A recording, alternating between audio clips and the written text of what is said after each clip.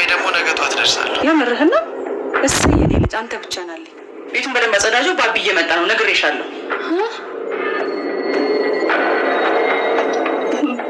ባቢ ዛሬ ይመጣል። መቻ ይሆንስ ትችላንች እንደ ብረት አጋድሞ ነው የሚቀጠቅጥሽ። ወይኔ ጉዴ!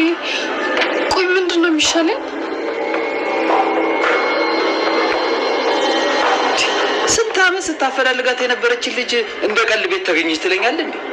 እማዬ እውነቷ ነው። ቆይ እንዴት ነው እዚህ ቤት ላገኝሽ የቻልኩት? ምን መሰለህ፣ ለመሰለል ብላ ወደ ቤት ሰራተኝነት የገባችው ህይወቴ ፍቅረኛዋ ባቢን አግኝተዋለች። ባቢ ምንም እንኳን ሚስት ቢያገባም ህይወቴን በጭራሽ እንዲናገሩበት አይፈልግም። ባቢም ከሌላ ሀገር እየመጣሁ ነው በማለት እንግዲህ ለእናቱ ደውሎ ነበረ። ልክ እሱ ሲደውልም ይችን ወፍ ዘራሽማ አያገባትም፣ አሁንኑ ከቤት ማባረር አለብን በማለት ሰራተኛቸው ህይወቴን ለማባረር ተነስተዋል። ነገር ግን ባቢና ህይወቴ ተገናኝተዋል። እሱም ልክ ሲያት ድንግጥ ነበረ እያለው።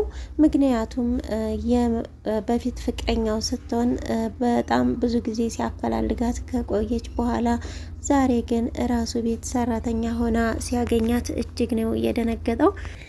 ህይወቴንም የባቢ ቤተሰቦች ሊያስወጧት ቢሉም እሱ ግን በጭራሽ አትወጣም፣ ለምንድን ነው የምትሄደው በማለት ነበረ የተናገረው። የባቢም እናት እንግዲህ እቃ እንዲገዛ እኮ ሱቅ ልኪያት ነው ብትልም እቃዋን ጠቅላላ ይዛ እየወጣች ነው ወይ ሱቅ ምን ልኪያት በማለት ነበረ የመለሳት። ከዚህ ቤት መውጣት የለባትም ብሎ ይሄ ደግሞ የመጨረሻ ቃሌ ነው ብሎ ለቤተሰቦቹ አስጠንቅቋል። ባቢም እንግዲህ እምርሽን ነገር ሁሉ እንድታደርጊ እፈልጋለሁ፣ እዚህ ቤት ስለተቀመጥሽ ግዴታ መስራት አለብሽ ማለት አይደለም፣ አስፈላጊ ከሆነም ሰራተኛ እቀጥራለሁ በማለት እንግዲህ ለህይወቴ ነግሯታል። እሷም አያስፈልግም እኔ ያለሁ ሰራተኛ በማለት ነበረ የመለሰችለት። ባቢም አንቺ የቤተሰባችን አባል እንጂ ሰራተኛ አይደለሽም ቢላትም ህይወቴ ግን እኔ እየሰራሁ ልበላ እንጂ ተቀምጬ ልበላ አይደለም የመጣሁት በማለት መልሳለታል። የመጣሁበትን አላማ መርሳት የለብኝም መስራት ነው የምፈልገው በማለት ነግረዋለች። እሱም ይህ ግትርነትሽ እስካሁን አለቀቀሽም ማለት ነው በማለት ነው የነገራት። ቤተሰቦችን በእኔ ጉዳይ ሁለተኛ እንዳትናገር ስትል ማስጠንቀዋለች። ሚስትህ እያለች አንተ መኝታ ቤት መግባት ያልነበረብኝ እኔ ነኝ፣ ስለዚህም ይቅርታ ጠይቅልኝ በማለት ነበረ የነገረችው። እሱም ይቅርታ እንድጠይቅሽ እኮ ነግሬያት ነበረ አልጠየቀችሽም እንዴ በማለት ጠይቋታል። ደግሞ እኮ ፍቅረኛ እንዳለችህ አልነገረኸኝም፣ ምን መሰለሽ ያን ጊዜ እኮ ከአንቺ ጋር እንደተለያየን እጅግ በጣም ስጎዳ በማለት ለማስረዳት ሲሞክር ለማስረዳት ግዴታ የለብህም አይዞህ ባቢ በማለት ጥላው ሄዳል። ይችን ሰራተኛ እንዴት ብናርጌ እንደማበራት ታያለሽ በማለት ለባቢ እህት ማለትም ለልጇ እያወራች ነበረ። የባቢነት ሻይ አምጪልኝ ብላ ህይወቴንም አሳት ነበረ። ሻውንም ይዛ በሄደች ሰዓት ልክ ካጠገቧ ሳትሄድ ገና ሻውን በመቅመስ ውሃ ነው ወይ የምታመጭልኝ? ምንድን ነው ይሄ ትኩስ አታመጭም ወይ በማለት ነበረ የተናገረቻት። ባቢን ቢሮ በመቀመጥ ህይወቴ ያለችውን ነገር እያስታወሰ ይገኛል። እሱም ትዳር አለኝ ስላለችው እና ትዳር ካላት እኛ ቤት ምን ትሰራለች ህይወቴ? እውነቷን ነው ወይንስ ውሸቷን ነው እያለ በትዝታ እያሰበ ይገኛል። የደበቀችኝማ ትልቅ ነገር አለ፣ ግን ደግሞ ያንን ነገር ማጣራት አለብኝ፣ እሷንም አግኝቼ ማውራት አለብኝ በማለት እንግዲህ ከቢሮ ወጥቷል።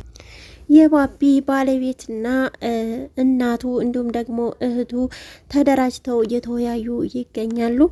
ህይወት እዚህ ቤት የገባችው የሆነ ትልቅ ነገር አቅዳ ይመስለኛል። ይኸውና በግድ መስመር ያዘልኝን ፍቅር በታተነችው በአንድ ሰራተኛ ምክንያት ፍቅሬ እንደዚህ እንዲሆን አልፈልግም ብትልም ፍቅረኛው እናቱም ይችም እኔም የቤት ሰራተኛ ለባቢ ማትመጥልጅ እንድትጫወትበት ወይንም ደግሞ እንድትነጥቀኝ በፍጹም አልፈልግም እያሉ እየተመካከሩ ይገኛሉ። የባቢም ባለቤት እንግዲህ ልጅቷ በጣም ጎበዝ እንደሆነችና ማስተር ዲግሪም እንዳላት አውቃለሁ፣ ባቢ ነግሮኛል። ስለዚህ የሆነ ነገር ሳታስብና ሳታቅድ የቤት ሰራተኛ ሆና እኛ ቤት ልትመጣ አልቻለችም። ምን አቅዳ እንደው አነፍንፈን ማግኘት አለብን በማለት ቆርጣ ተነስታለች። ህይወቴም ወደ ሱቅ ተልካ ስለነበረ ልክ ስትመለስ ባቢ ያገኛታል። ባቢም ጥሩ ቦታ አገኘሁሽ፣ ላወራሽ እፈልጋለሁ በማለት ይጠይቃታል። ምንድነው የምታወራኝ ንገረኛ በማለት ጠይቃው ነበረ። ነገር ግን እስቲ ቁጭ ብለን እናውራ በማለት ቁጭ ብለው እንግዲህ ጥያቄውን እያክተለተለ ይገኛል። እሷም ምንድነው እስኪ ንገረኝ ብትለውም ዲግሪ አለሽ፣ ተምረሻል፣ በጣም ጎበዝ ልጅ ነሽ። ለምንድን ነው ግን እኛ ቤት ሰራተኛ የሆንሽው? ባለትዳርም ነኝ ብለሽኛል። እንዴት እኛ ቤት ልትመጪ ቻልሽ? ነገሩ ግራ እያጋባኝ ነው፣ ግልጽ እንድታረጊልኝ እፈልጋለሁ በማለት ጠይቋታል። እሷም በቃ ይሄ ነው ጥያቄ ማለት ነበረ የመለሰችለት። ህይወቴም እኔ ብነግርህ ምንም አይገባህም አይጠቅምህምም አሁን ባየሁት ነገር ላይ እኔ ችግር መሆን አልፈልግም። ስለዚህ አንተም እኮ ባለትዳር ነህ፣ ሚስት አለህ። ስለዚህ ሚስት አለህ አንቺ እኮ ነሽ ህይወት ጥለሽኝ የሄድሽው ቢላትም አዎ ስህተቴን አልጠፋኝም፣ ነገር ግን አሁን በቃ ሚስትህን ተንከባከብ በማለት ነው የመለሰችው። ነገሬ ለጥያቄ እኮ መልስ አላገኘውም እያለ ቢያፋጥጣትም እሷ ግን አሁን እትዬ ደግሞ ስቆይ ሌላ ነገር ታስባለች። ስለዚህ መሄድ አለብኝ፣ ባቢ ደህናዋል በማለት ጥላው ይሄዳለች። ባቢም እንግዲህ ህይወቴ አድበስብሳ ልታልፈው የፈለገችው የሆነ ከባድ ጊዜና የሆነ ነገር አላት በማለት ሊከተላቸው ወደ ቤትም ስትመለስ እንግዲህ በሩን ከፍታ ከገባች በኋላ ያገኘችው የባቢን ፍቅረኛ ነበረ። ጉድሽን ሚስጥርሽን ዘግዝኬ ሳልናገረው አሁን ከዚህ ቤት ብትወጪ አይሻልሽም ወይ በማለት ጠይቃት ነበረ። እኔም ምንም ጉድና ምንም ሚስጥር የለኝም፣ እኔም በመከታተል ጊዜሽን አታባክኒ በማለት ነበረ የተናገረቻት። እኔና አንቺን እዚህ ጋር ቆሞ የሚያነጋግረን ነገር ስለሌለ መግባት አለብኝ ብላ ልታልፍ ስትል አለ የተስተካከለ ኑሬን መተሽ በጠበጥሽው አንቺ ነሽ በማለት እንግዲህ ስታወራት ባቢ ከኋላ ይመጣል።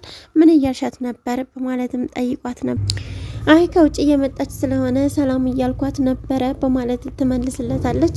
እንዴት በዚህ ሰዓት ታገኘሽ ብሎ ጠይቋት ነበረ። እሷም የአማቶቼ ቤት እኮ ነው፣ ምን ነው ችግር አለብኝ ያስፈቅድኩን መምጣት ያለብኝ ወይንስ ምንድን ነው?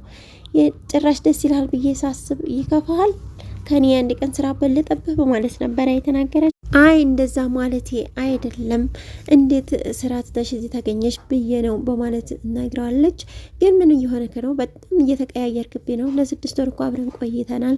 ስልክ ስደውልልህ አታነሳም። በዛ ላይ ደግሞ ያለህ ነገር ሁሉ ተቀያይሯል። ከደቡብ አፍሪካ ከመጣ በኋላ እና ይቺ ሰራተኛ እዚህ ቤት ከገባች በኋላ እጅግ በጣም ርቀኸኛል እያለች ትገኛለች። እሱ ግን መስሎች ነው እንጂ እኔ ባንቺ መቼም አልቀየርም አልተቀየርኩምም በማለት ነግሯል። ለማንኛውም በቅርቡ አዲስ ነገር የማሳይህ ይሆናል፣ እሱን ደግሞ አድርጌው ነው የማሳይህ ተግባባን በማለት እንግዲህ የህይወትን ጀርባ ልታጠና አስባለች። በዚህም ይህን ተናግራ ጥላው ሄዳል። ባቢም እንግዲህ ወደ ቤት በመግባት ሌላ ሰራተኛ እቀጥራለሁ፣ ህይወቴ በጣም ጎበዝ ስለሆነች ቢሮ እንድታግዘኝ እቀጥራታለሁ፣ ሌላ ሰራተኛ ለቤት ሰራተኛ እንፈልጋለን በማለት ነግሯቸዋል። የባቢ እህትና እናትም እንግዲህ ድርጅታችንማ በሰራተኛ እንዲሰራ አንፈልግም፣ እሷን ይዘህ አሁን ውጤታማ ሆናለሁ ብለህ ነው በማለት እንግዲህ ግብ ይዘው የባቢ እናት እንግዲህ ይህን ነገር በስርዓት አስበበታል ወይ በማለትም ጠይቀው ነበረ። አዎ በደንብ አስቤበታለሁ፣ አሁን የቀረኝ እሷን መጠየቅ ነው። በጣም ጎበዝ ልጅ ናት፣ እሷን ይዤ ደግሞ ውጤታማ እንደምሆን አውቃለሁ። ሁለቱ አብረው አንድ ቢሮ መስራታቸው ጥሩ ይመስልሃል ወይ በማለትም ጠይቀው ነበረ። ከህይወት ጋር የቀረን ምንም ነገር የለም በማለት ነግሯታል እናቱ። እናትና ልጆቹም እንግዲህ ከኋላ እኮ መታ ድርጅታችን ልትወርሰው ነው፣ በቃ አለቀልን፣ ይች ልጅ ግን ምንድን ነው አላማዋ እያሉ እየተመካከሩ ይገኛሉ። የባቢም እህት እንግዲህ ግን እናሳብዳት እንዴ በማለት ነበረ ሀሳብ ያመጣቸው። እስኪ ለባቢ ፍቅረኛ እንማክራታለን፣ ካልሆነ ግን እኔ ራሴን አማራጭ ወስዳለሁ በማለት እንግዲህ የባቢም እናት ሀሳብ አምጥታለች። በሌላ በኩል ደግሞ ፍቅረኛው ቢሮ ድረስ በመሄድ እንዴት ብታስብ ነው አንድ ሰራተኛ ለድርጅት ምክትል ያሰብካት? ሌላው ቢቀር ለድርጅቱ ውድቀት አታስብም ወይ በማለት ነበረ የተናገረችው። ባቢም እንግዲህ እሷን ይዤ ውጤታማ እሆናለሁኝ፣ ስራዋን ስታይ ታመሰግኛታለሽ፣ እሷንና እኔን የሚያገናኘን ደግሞ ስራና ስራ ብቻ ነው፣ ስለዚህ ሀሳብ ሊገባሽ አይችልም በማለት ነግሯታል። እሷ እኮ የድሮ ኤክስ ናት፣ በምን ነገር ነው አሁን እኔ ሀሳብ ሊገባኝ የማይችለው በማለት ነበረ የተናገረችው። እኔ ተሷ ጋር ምንም የቀረኝ ነገር የለም፣ ግን እማስብላትም ልትጎዳ ስላልፈለግኩ ነው በማለት ይነግራታል። ህይወቴም ወጥ ለመስራት ምስር እየለቀመች ባለበት ሰዓት የባቢ እናት ወደ እሷ በማቅናት ልጅን ምንድነው ያደረግሽው? ምንድነው ያስነካሽው? በማለት ጠይቃት ነበረ። ምን አደረግኩኝ ደግሞ በማለት ነበረ እየጠየቀችው። ቢላ በማንሳት በማስፈራራት አሁን የምነግርሽን ታደርጊያለሽ በማለት እንግዲህ እነግራታለች። ያው ምን ልትላት እንደምትችል መገመት አያቅትም። ምክንያቱም ድርጅቱ እልቅ ጠረሽ ሲልሽ እምቢ በይው ነው የሚሆነው። እንግዲህ ቀጣይ ቪዲዮ ደግሞ አብረን የምናየው ነው የሚሆነው። እስካሁን አብራችሁ ስለቆያችሁ እጅግ በጣም አመሰግናለሁ። ላይክ ሸር እያደረጋችሁ አበረታቱኝ። እንዲሁም በኮሜንት ሀሳባችሁን አስቀምጡልኝ። ሰላም ለሀገራችን፣ ሰላም ለሕዝባችን፣ መልካም ጊዜ